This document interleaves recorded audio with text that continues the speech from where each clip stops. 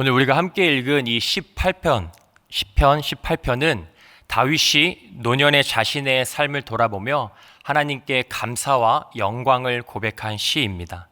저는 이 시편을 묵상하면서 다윗이 얼마나 구체적이고 분명하게 하나님을 찬양하고 자신의 신앙을 고백했는지 마치 오늘 우리가 고백하는 사도신경과 같다고 느꼈습니다.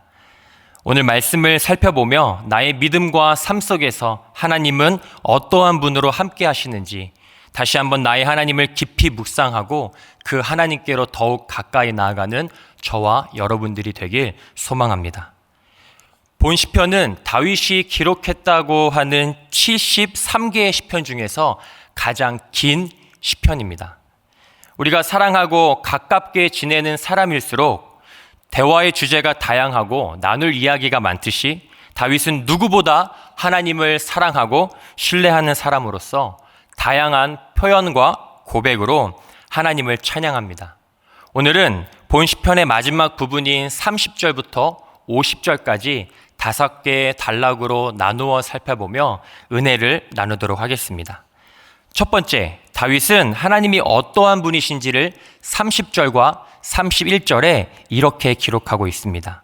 30절을 보시면 하나님의 도는 완전하고 그 말씀은 순수하다라고 고백합니다. 하나님의 도는 하나님의 뜻, 계획, 일하심이라고 할 수 있습니다. 섭리라는 의미이기도 합니다. 하나님은 그 자체로 완전하시기 때문에 하나님께서 하시는 모든 것에는 불가능이 없고 부족함이 없고 실패가 없습니다. 이렇게 완전하신 하나님으로부터 선포되는 말씀 또한 달라지거나 변하지 않는 절대적으로 정결하고 진실한 순수 그 자체입니다. 하나님은 완전하신 뜻과 계획을 가지고 말씀으로 이 세상을 창조하셨습니다. 정말 말씀하시는 그대로 진실되게 창조되었고 하나님께서 심히 기뻐하실 만큼 완전한 창조의 역사가 이루어졌습니다.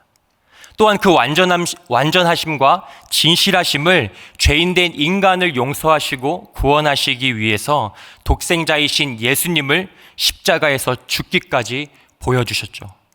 그리고 부활하신 예수님께서 다시 오실 그날에 하나님의 완전하심과 진실하심은 영광스럽게 선포될 것입니다. 우리는 그 무엇보다 나를 향해 완전하시고 진실하신 하나님의 사랑을 깨닫고 하나님을 더욱 신뢰하며 살아가야 합니다. 이어서 30절 후반부와 31절에서 다윗은 여호와 하나님을 방패와 반석이라고 고백합니다.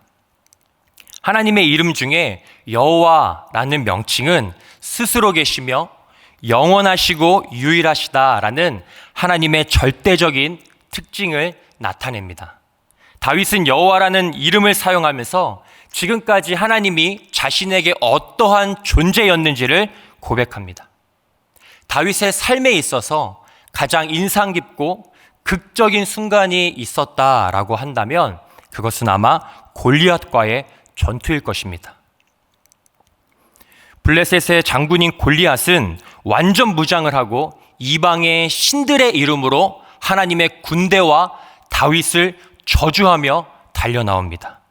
이에 맞서는 다윗은 물매와 돌 5개를 들고 만군의 여호와의 이름을 선포하며 달려나갑니다. 다들 아시겠지만 인간적인 판단으로는 다윗이 절대 이길 수 없는 대결입니다. 그러나 여호와 하나님이 함께 하시는 다윗은 골리앗과의 대결에서 승리하며 이스라엘과 블레셋 그리고 만방의 여호와 하나님 유일하시고 절대자이신 그 영광을 선포합니다. 또한 다윗은 사울과 압살롬 등 여러 죽음의 위협에서도 자신을 보호하시고 인도하신 여호와 하나님을 방패와 반석으로 고백합니다. 나는 연약하고 부족하나 나와 함께 하시는 하나님은 죽은 자를 살리시고 원수의 목전에서도 상을 베푸시는 능력의 여호와 하나님이십니다. 두 번째 32절부터 36절은 다윗이 왕이 되기 전 하나님께 어떠한 은혜를 받았는지 기록하고 있습니다. 우리가 특별히 눈여겨볼 만한 표현이 하나 등장하는데 33절을 한번 봐주시면 감사하겠습니다. 33절에 나의 발을 암사슴 발 같게 하셨다라는 표현이 나옵니다. 성경에서 사슴은 일반적으로 사랑스러움, 아름다움을 상징하지만 군사적인 의미로는 사용될 때 신속함을 상징합니다. 본문은 군사적 의미로 해석됩니다.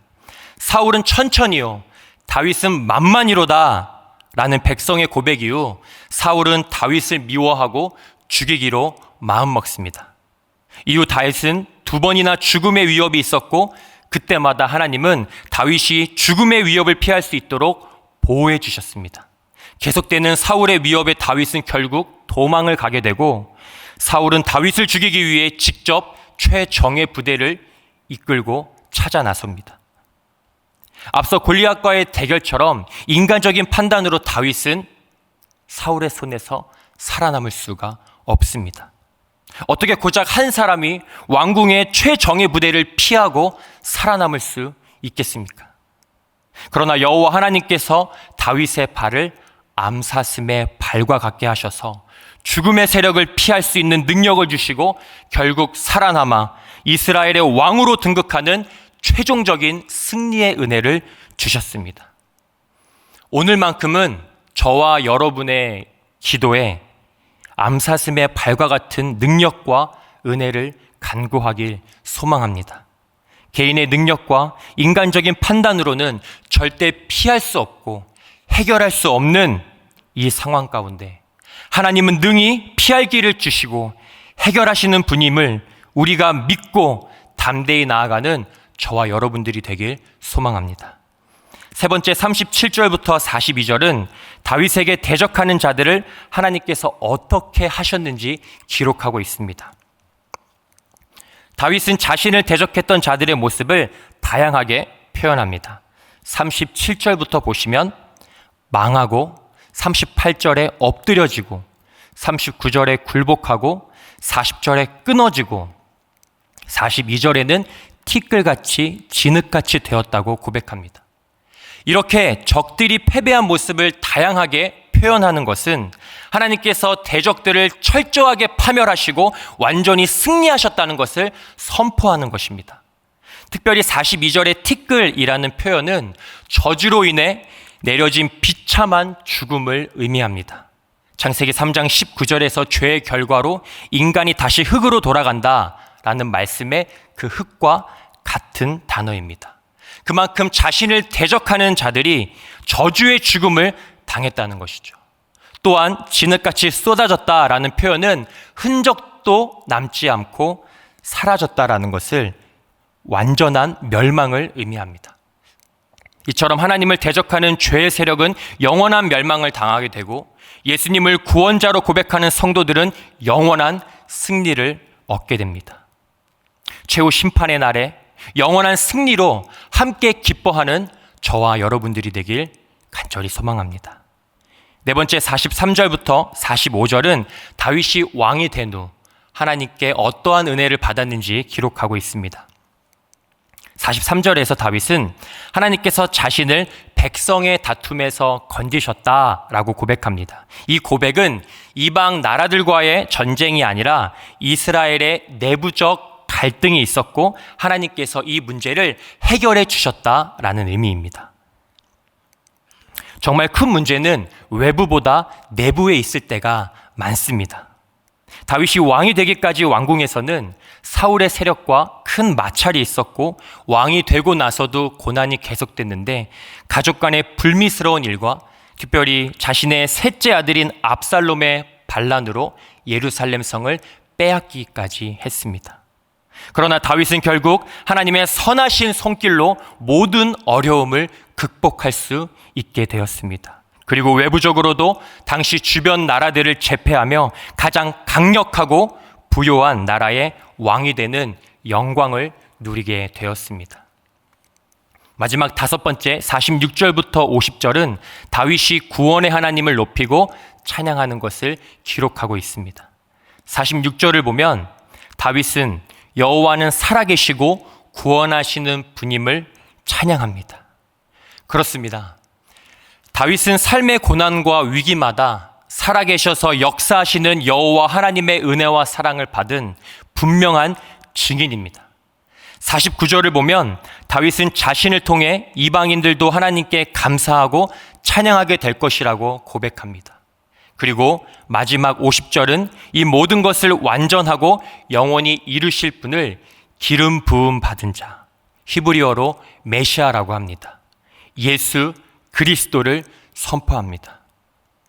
다윗의 자손으로 예수님께서 이 땅에 오셔서 절망을 소망으로 바꾸시고 원수에게 승리를 선포하시며 죽음에서 영원한 생명으로 우리를 구원하셨습니다.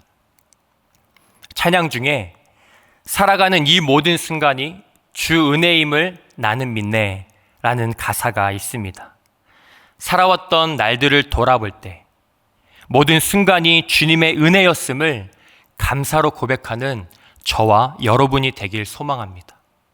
완전하시고 진실하신 하나님은 오늘도 나와 함께 하시며 나를 지키시고 나를 구원으로 인도하십니다. 예수 그리스도를 통해 영원한 기쁨과 감사를 허락하신 하나님을 찬양하는 3일의 성도님들이 되시길 간절히 소망합니다. 이 시간 말씀의 은혜를 생각하며 또 각자의 기도 제목을 가지고 기도한 후에 삶의 자리로 나아가도록 하겠습니다. 기도하겠습니다. 하나님, 살아가는 모든 순간이 주님의 은혜였음을 고백합니다. 또한 찬양합니다. 나의 삶을 돌아봤을 때